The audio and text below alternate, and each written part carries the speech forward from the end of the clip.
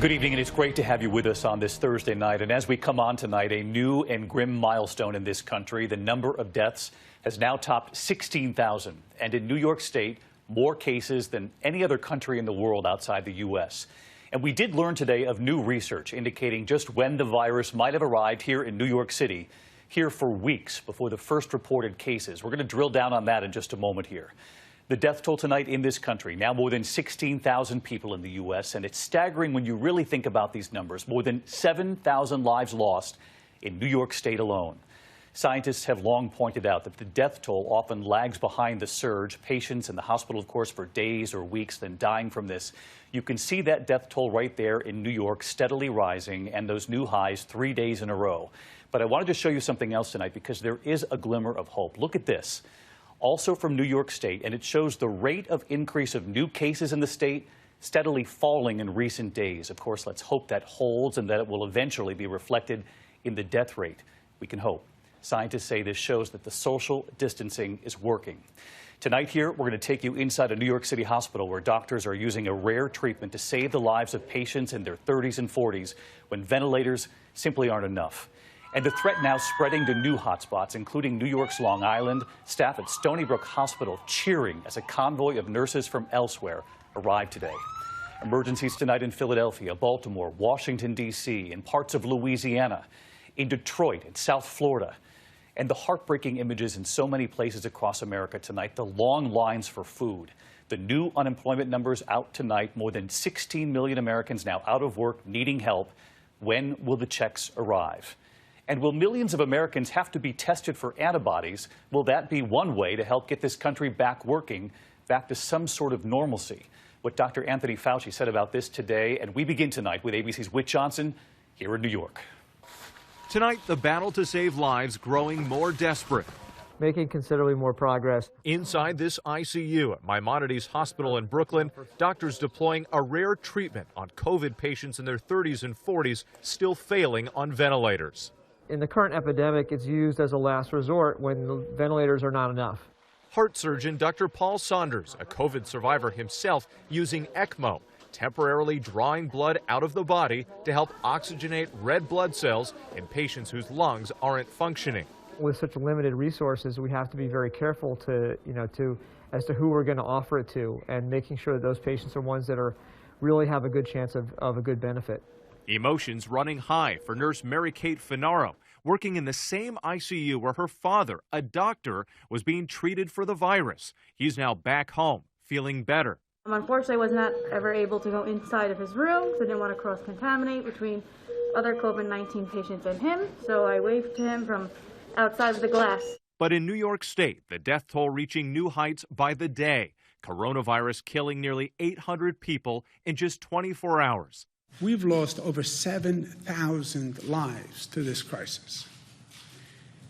That is so shocking and painful and breathtaking. I don't even have the words for it. Overwhelmed hospitals scrambling this week to move patients to facilities with more room, stacking some patients on bunks in large trucks to be transported. The virus surging in New York's suburbs. In Suffolk County, Long Island, COVID-19 claiming the lives of 2 nurses. Construction on a 1,000-bed field hospital now underway.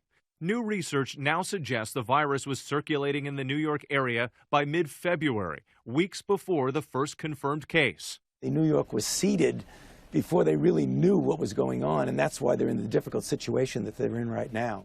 Researchers suspect that travelers brought it mainly from Europe, not Asia. Back in early March, we heard from Americans who said they weren't screened on their way back from Italy, a growing hot zone at the time. As of right now, we have not experienced any sort of extra check based on anything regarding the coronavirus. Tonight, the government is taking its first step toward getting more Americans back to work. The CDC issuing new guidelines for essential workers who have been exposed to the virus but are asymptomatic, like temperature checks before shifts, wearing face masks, and practicing social distancing at work. The pandemic still sweeping across the country. In Illinois, the death toll topping 500. The virus exploding behind bars of the Cook County Jail in Chicago. At least 350 inmates and staff infected, Most of the inmates haven't been tested. And a devastating toll for nursing home residents. In New York State, more than 1,200 dead and thousands infected. At one home in Richmond, Virginia, 39 residents have died from the virus, now the deadliest known outbreak in the country. It appears that it's a death trap. It appears that way, in the sense that we can't see them, we can't go and take them out. Tonight, doctors are closely watching growing cases in D.C., Baltimore, and Philadelphia, where Mike and Kelly Dewan saw firsthand how quickly the virus spreads. Within days of a birthday dinner for his daughters, 10 members of the family were sick. The entire family, grandparents too. But Mike deteriorated quickly. Labor, breathing, like I can't get a deep breath. I can't breathe. After 17 days on a ventilator and that experimental Ebola drug, Mike woke up and is now recovering. So I think about it every day.